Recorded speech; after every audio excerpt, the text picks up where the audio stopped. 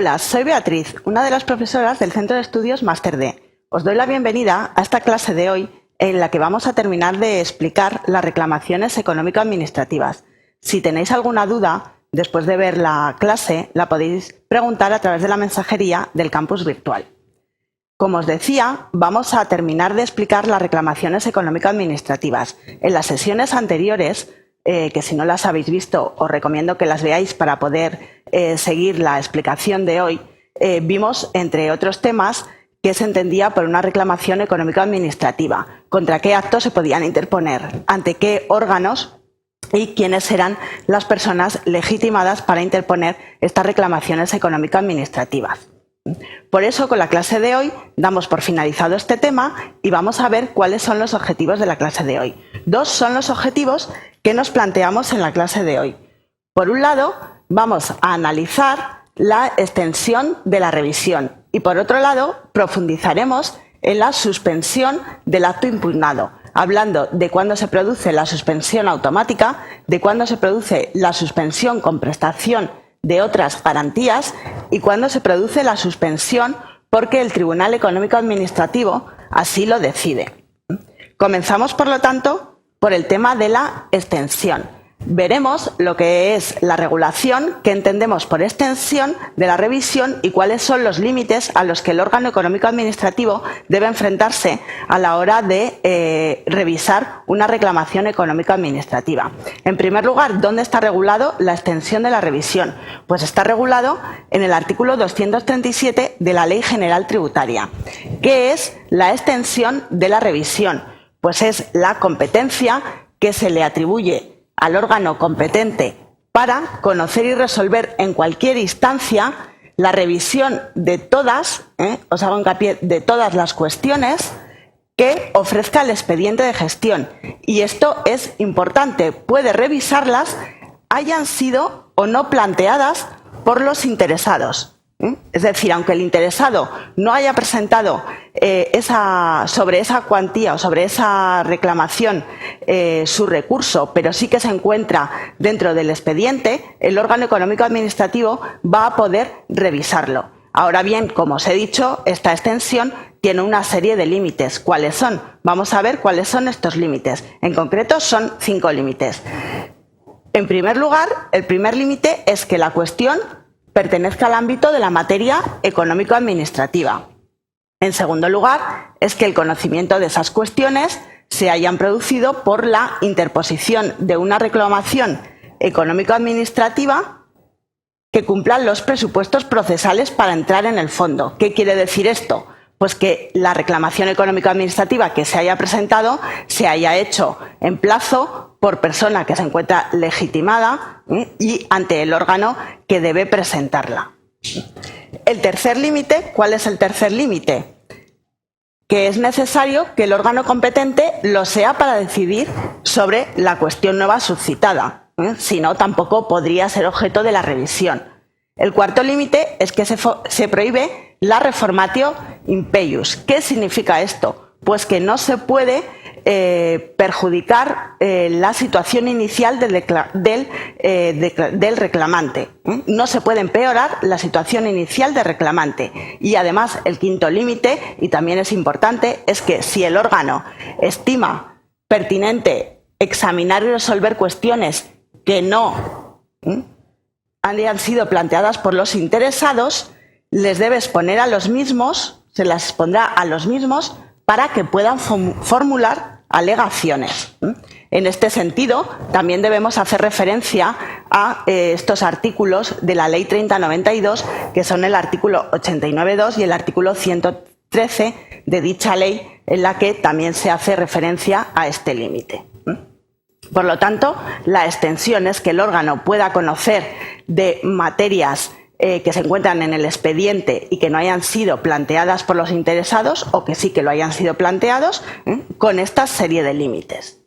Con esto pasamos ya a la suspensión. Cuando es posible la suspensión de la ejecución del acto recurrido.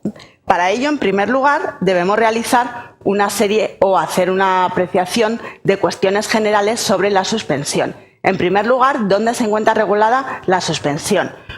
Pues en el artículo 233 de la Ley General Tributaria. En segundo lugar, debemos decir que hay una regla general, tanto en derecho tributario como en derecho administrativo, referida, por lo tanto, a los actos administrativos y también a los actos en materia tributaria, y es que son inmediatamente ejecutivos. Es decir, estos actos administrativos y estos actos tributarios son inmediatamente ejecutivos. ¿Qué significa? Pues que por la mera interposición de un recurso no se suspende la ejecución del mismo, sino que es necesario aportar una serie de garantías para que se consiga esa suspensión. Por eso luego hablaremos también de suspensión automática, que aunque parece una contradicción, no lo es. Otra cuestión general es que la suspensión debe solicitarse, el momento en el que debe solicitarse es al interponer la reclamación económico-administrativa, es en ese momento. Y además es importante que si no afecta la totalidad de la deuda tributaria, la suspensión se referirá solo a la parte reclamada y el reclamante deberá ingresar la cantidad restante.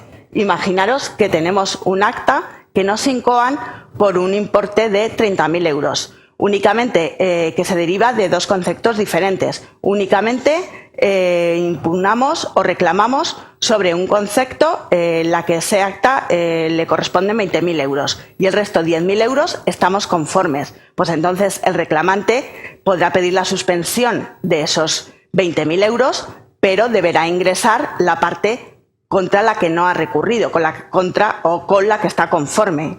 En ese caso, los 10.000 euros. Otra cuestión importante referente a la suspensión de la ejecución es que esta suspensión de la ejecución se mantendrá durante la tramitación del procedimiento económico administrativo en todas sus instancias.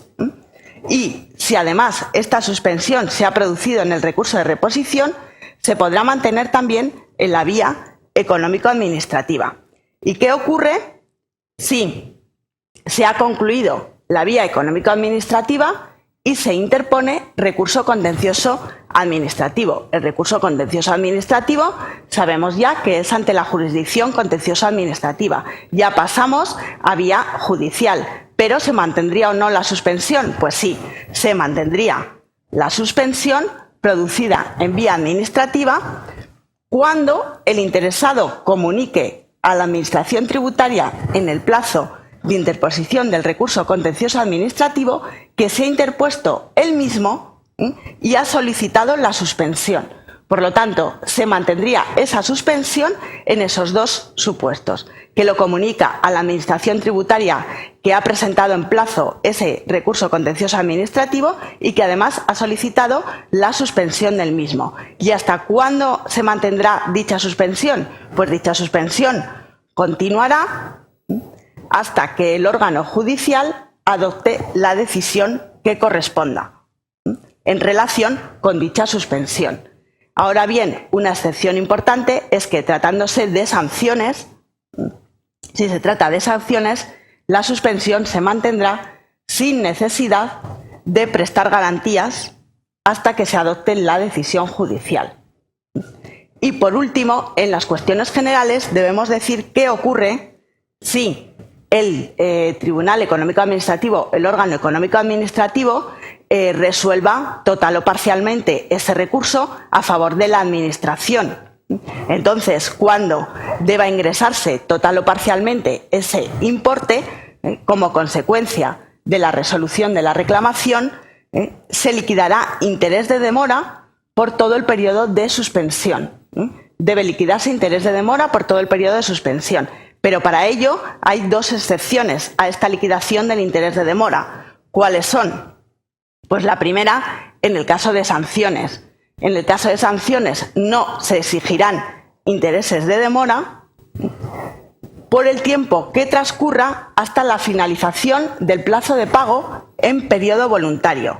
¿Y cuándo se abre ese pago en periodo voluntario? Pues cuando al recurrente, o sea, al que ha recurrido, se le notifique la resolución del órgano administrativo que ponga fin a la vía administrativa. Y en ese caso se le exigirán los intereses de demora a partir del día siguiente a la finalización de dicho plazo. Y además hay otra excepción a esa exigencia de intereses de demora. Imaginaros que la tramitación de esa reclamación hubiera durado más de un año. En este caso, tampoco se exigirán intereses de demora a partir del mismo. Es decir, cuando se cumpla un año que ha durado esa tramitación, a partir de ahí ya no se cuentan intereses de demora. Si presentamos una reclamación el 30 de diciembre del 2012, la tramitación de la reclamación puede durar hasta el 30 de diciembre del 2013 y a partir del 31 de diciembre del 2013 dejarían de devengarse intereses de demora. Vamos a ver ahora rápidamente pues, cuáles son los supuestos de suspensión. En primer lugar, hablamos de suspensión automática. Parece que es una contradicción con lo que hemos dicho, que los actos tributarios, en este caso, que es lo que nos ocupa, son inmediatamente ejecutables, se deben ejecutar. A ver, pues no es una contradicción. El acto tributario podrá suspendido y quedará suspendido automáticamente siempre que el interesado lo solicite, es decir, a instancia del interesado, si se garantiza el importe de dicho acto. Si se garantiza el importe de dicho acto junto con los intereses de demora y además los recargos que procederían. ¿Qué ocurre con las sanciones? Pues lo mismo. Si la impugnación, lo mismo que hemos visto antes, una excepción es a una sanción tributaria, la ejecución de la misma quedará suspendida automáticamente. En este caso, sin necesidad de aportar garantías. Pero no todas las garantías nos sirven para obtener esa suspensión de la ejecución. Hay unas garantías concretas que nos dice la ley. ¿Y cuáles son? Pues estas garantías concretas, las garantías necesarias son depósito de dinero o valores públicos, avalo fianza de carácter solidario de entidades de crédito o sociedad de garantía recíproca o certificado de seguro de caución y figura personal y solidaria de otros contribuyentes de reconocida solvencia para la administración tributaria. ¿Y quién resuelve sobre esta suspensión automática? Pues la tramitación y la resolución corresponden al órgano de recaudación con competencias sobre el objeto de la reclamación. Por lo tanto, en estos casos se producirá la suspensión automática. Puede ser que el recurrente no aporte estas garantías que hemos dicho, estas garantías necesarias.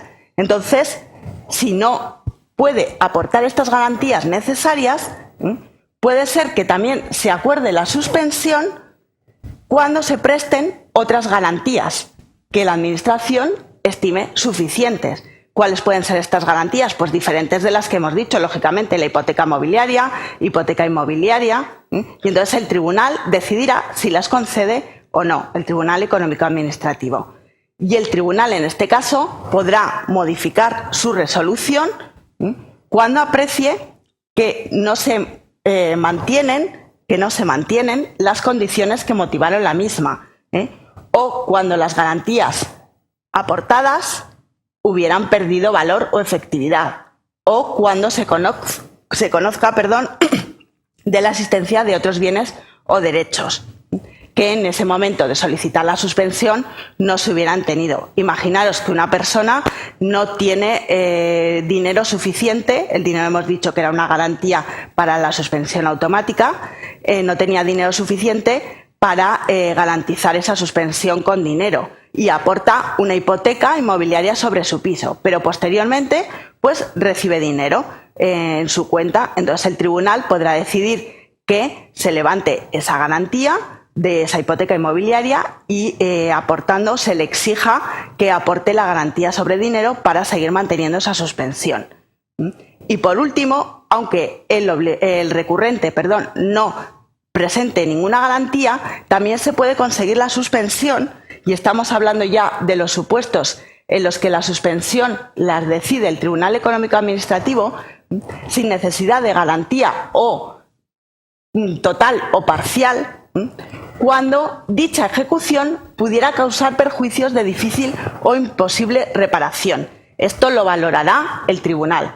También se puede suspender la ejecución del acto recurrido sin necesidad de aportar garantía cuando se aprecie que al dictarlo se ha podido incurrir en error aritmético, material o de hecho. Y por último, cuando se trate de actos que no tengan por objeto una deuda tributaria o cantidad líquida. En este caso, si también cuando así lo solicite el interesado, si se produjeran su ejecución pudiera causar perjuicios de imposible o difícil reparación, también se podría suspender la ejecución del acto impugnado, del acto recurrido. En todo caso, debéis tener en cuenta, y de conformidad con el artículo 215, que deberán ser motivadas con referencia a los hechos y fundamentos de derecho, lo que es la suspensión de la ejecución de los actos, la denegación o la inadmisión a trámite de la solicitud de suspensión. Siempre deben ser motivadas. Pues bien, con esto hemos finalizado lo que es la clase de hoy. Os hago un resumen para que tengáis en cuenta los puntos más importantes de la misma. Sobre la extensión de la reclamación, la regulación en el artículo 237 de la Ley General Tributaria es la posibilidad, la revisión de que el órgano competente pueda revisar todas las cuestiones que ofrezca el expediente en gestión y hayan sido o no planteadas por los interesados. Sobre la suspensión de la reclamación, la regulación en el artículo 233 de la Ley General Tributaria, y tenemos que tener en cuenta la regla en derecho tributario como en derecho administrativo, que es que los actos son inmediatamente ejecutivos, pero que cabe suspensión automática con aportación de las garantías que nos dice la ley, con prestación de otras garantías o bien la otorgada por el Tribunal Económico Administrativo. Con esto ya hemos dado por finalizadas las explicaciones relativas a las reclamaciones económico-administrativas. Os recuerdo que si tenéis cualquier duda nos la podéis plantear a través de la mensajería del campus virtual y espero que hayáis estado atentos a la clase porque ahora os va a tocar trabajar a vosotros. ¿Qué os diríais? Vamos a ver el siguiente ejercicio. Una persona recibe con fecha de 10 de mayo del 2013 la notificación de una liquidación por importe de 5.000 euros.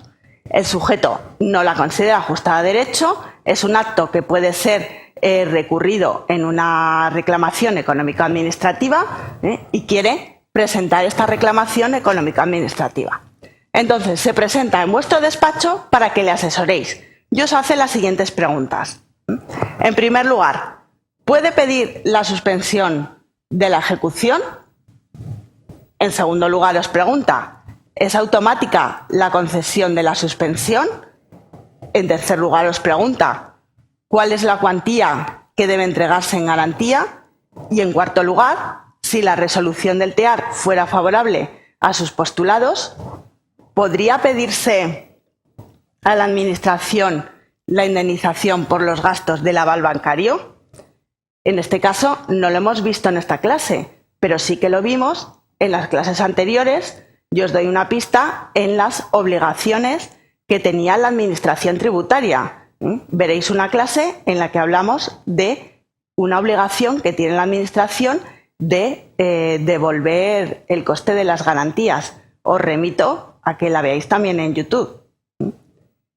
Pues bien, os dejo para que penséis en estas cuestiones, en estas preguntas, y la solución la subiremos la semana que viene, a finales de la semana que viene, a través de las redes sociales. No me queda nada más que agradeceros vuestra asistencia. Lo dicho, si tenéis alguna duda, pues me la planteáis a través de la mensajería del campus virtual y le daré respuesta a la misma. Gracias y ya nos vemos en la siguiente clase.